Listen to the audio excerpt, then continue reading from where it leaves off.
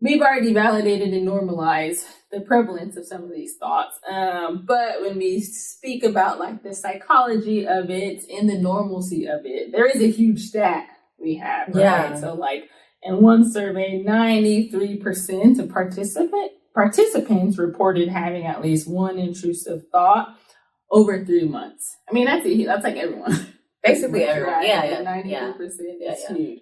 So very normal to have those thoughts. And I guess real quick, in the work do you have a lot of clients coming in that's like naming those thoughts? I have some clients.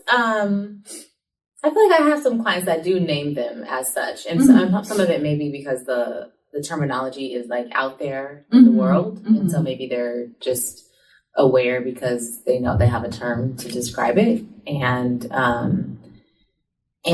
when we talk about it, like that they do have intrusive thoughts. Like most people have intrusive thoughts, and it's important, I think, to help just to normalize it, to identify what it is, and then just talk through some strategies to deal with them. No, yeah, definitely. A little more, but just the impact on them. So like we said, they're normal. Obviously, the content is important. They're unwanted. It's really contrary to like your character and who you are. But it can affect you by causing you to question your character, even though you know like it's outside of your character. But I think that's why, like, clients and people on social media, we see people thinking, like, is something wrong with me for having these thoughts? Like, am I actually a bad person? Like, me with my road rage sometimes, I'm like, I'm going to throw something at your car. Thinking that in my head, I'm like, am I an angry person? Right? Like, you really start to question yourself. So it makes you question yourself. Sometimes creates guilt and shame for people because some of the thoughts, especially if it's like socially inappropriate, then people feel a lot of shame around that. And then eventually it leads to maybe internal struggles to maybe suppress some of those thoughts, which is like a normal thing. You would think like the best way to deal with it is try to suppress them. But I think intrusive thoughts are just as normal as just regular thoughts too. We can't really like prevent them. Yeah. And I think that for some people it can be very uncomfortable, like having the thoughts and maybe thinking like, what is wrong with me? Or this is a horrible, bad thought. Like, why am I thinking like that? And they might feel anxious even about it. And maybe concerned that like, oh, am I going to do something that's aligned with these thoughts, and like really not wanting that. And I think that the emotional turmoil that one might experience, it could be pretty significant for some people. Yeah.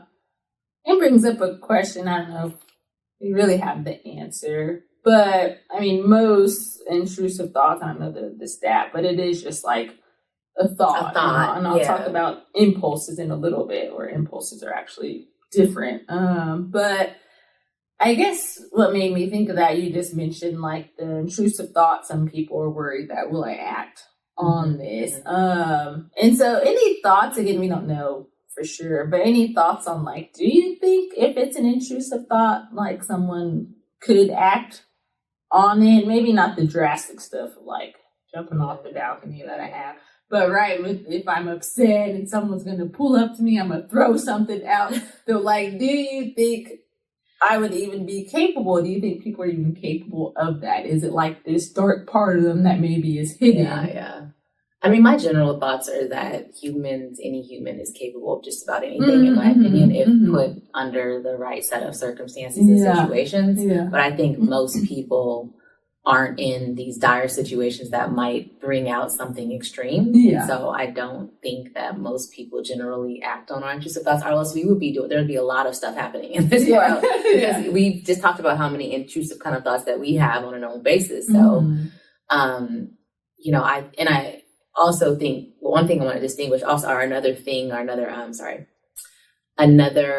I think consequence of these thoughts for some people is just the compulsory or the type of behaviors that people may do to prevent the thought. That can also be so drastic or create problems for them. Like for me, for example, the not sleeping and the getting up 13 times a night, like that could be pretty problematic for someone, or checking things all the time, or not going somewhere because of the thoughts. So that's another, I think, like negative consequence of them. But to go back to your question about like, do we act on them, I don't think we act on most of the thoughts we have. Mm-hmm. My general belief is that we have probably thousands of thoughts a day. Yeah. And sometimes they're just thoughts. They're just that. They don't have to be anything more or less than that. Mm-hmm. And with so many thoughts a day, I think not even being aware of all the thoughts that we're having. But of course, when the intrusive thoughts come, because they can be so extreme and jarring for us, those are going to stand out for sure. And then, so we'll touch on the impulse part, because this will be important to decipher between the two. But another question I just thought of off of what you were saying, again, we don't know the answer for sure, but I guess, is there a way that we decipher between like an intrusive thought and anxiety? Because even your example of like checking your son, it's probably rooted in some anxiety of something happening to him. Yeah. So like, should we start reframing and renaming some of these things of like, this is an anxiety I have and this is what I do to like ease that anxiety? Or is it just like, no, this is an intrusive thought and now I'm going to go check him? Yeah. I think that's a good thing to bring up, and maybe, I might consider it as like a Venn diagram. That's like if the intrusion and the anxiety come together, this might be the product of it. And I think if it's helpful for folks to acknowledge that this is just my anxiety, or you can also acknowledge this is just an intrusive thought, but I think either way, it might lead you to doing something differently that's helpful for you, or not doing in terms of doing something. Sometimes it's not doing something. So, for me, if it's anxiety about my son's, is he alive, then I might lay in the bed and remind myself that, maybe I'm worried about SIDS, but the research on SIDS is X, Y, and Z, and I followed the doctor's directions. And so like, what is the likelihood that even if something like that were to happen, that I would catch it per se, or that there's something outside of my control if something like that were to happen, and it would be devastating, yes, but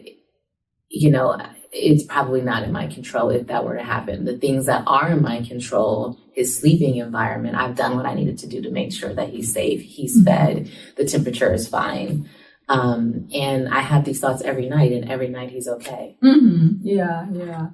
I think that control piece is important that you just mentioned, and that will decipher between, so we have these intrusive thoughts, but then a lot of us just have impulses too. And this will be important because I think a lot of what we see on social media is actually a lot of you referring to impulses, but naming them as intrusive thoughts. And I think that the caption of like, they let their intrusive thoughts win, I think it's just like a fun thing now. And so I don't think people mean it literally, but it's kind of like convoluted what it means. So I think even so with this example of you checking your son, maybe it starts as this intrusive thought of this worst case scenario. This is going to happen. This is happening right now. Go check. And for a brief moment, you try to control it of like, no, it's fine. But intrusive thought maybe then turns to like, I have this extreme impulse to go check, and I'm about to go check. Yeah. That's probably a good way to describe it too. Because I do think sometimes there was some like impulse for like, and it would be early on I would have impulses to check on him, or if I heard him cry, for example, there was something inside of me that I genuinely would tell like my partner, like, you don't understand, like I can't not go get him. I have to go get him out. It's like I had to do it. Yeah. And I think that's the biggest difference. Hopefully that can be a big takeaway for people. It's like the intrusive thought. One, again, that content is usually extreme, something like worst case scenario, but that control piece, like I think you feel there's some control over it where like, hey, I'm not going to jump off this balcony. I'm not throwing anything out my car, right? Like, there's a control piece to it. The impulse, you literally feel like no control because it's just like, I'm going to do it. And it results in an action. And that's the biggest deciphering factor. Intrusive thoughts, we're not really acting on that. They're just a thought that's disturbing to us though. An impulse always comes with some action after. And so going back to that example of the little kid in swim lessons and the instructor's like, okay, jump in, but feet first. and the kid just said belly their flops, impulse. right? That's an impulse. And obviously kids are impulsive. That's just a normal thing. But that's an impulse because there was a behavior that when it wasn't a thought of a kid was like, I think I should belly flop. But then they don't, right? That would have been an intrusive thought. But literally that was an impulse in that moment because there was an action that followed. So, but any thoughts come to mind for you when you think about like the impulses versus our intrusive thoughts, and maybe like how you see people conflating the two? Nothing comes to mind right now. I think that you gave some good examples. Some of this let it rest there. Let me see. Was there anything else I had on the impulses? I think, that's most. And they're like spontaneous too, some of the impulses. And this is an important part too. So it's spontaneous and you're not considering the consequences. So an intrusive thought, you are, even if it's disturbing, unsettling, you're at least going to have a quick moment of like the impact and consequences of that. You know, that like, wow, that's really extreme. Obviously, I can't and don't want to do that. An impulse, when we're impulsive, we're not thinking of the consequences you're just going at that point. So, but some of the similarities between the two is the impact. And I think they both have a huge impact on our mental health. So they're both equally important. It's just being able to decipher between the two. All right. And I think it's important too, because again, the social media trend's more just like funny. But I think some people do try to maybe disguise some of their impulses as an intrusive thought of like, oh, my intrusive thought kicked in. And it's like, no, that was actually an impulse because you actually did something you know you're not supposed to do. Right? Like, no, I wasn't in you. Maybe so it started as an intrusive thought, but when it leads to an action, that was like an impulse. So people kind of have to start holding themselves accountable of some of the impulses. So people are more likely to experience intrusive thought. So one, it's like everyone. So this is normal, right? Going back to that stat, 93% of people. But there are some individuals who I don't know if to say a higher prevalence, maybe, but are more susceptible, maybe, to experience it. About this. So people with anxiety disorders, and that's how that question I asked, like, is this just anxiety? Mood disorders, like major depression disorder, bipolar disorder, psychotic disorders, like schizophrenia, and then what you've been discussing, like the postpartum period in individuals with like postpartum depression. And then some people do, like, if it's recurrent and becomes like obsessive though, but where it like takes up too much time, there's this whole category to it. But that might be individuals with like obsessive compulsive disorder, because they literally have this thought of like, I need to go do this, I need to go do this, and if they don't do it, it's like severely impactful for them. So I think people kind of giving themselves that grace and compassion too, if maybe they struggle with some mental health issues, knowing that like, some of these intrusive thoughts might be more prevalent than you. Maybe you're asking friends like, do you have this thought? And friends are like, no, but not letting that feel like something's wrong with you. It's just you're at a higher prevalence of that. But really everyone has them. But makes me think, and again, I'm just asking random questions. We don't have the answers. Do you feel, because that stat was 93%. So there's 7% of people who felt they didn't have any impulses, at least within that 3-month period. Do you think maybe the stat should actually be 100% and some people just aren't aware of their intrusive thoughts?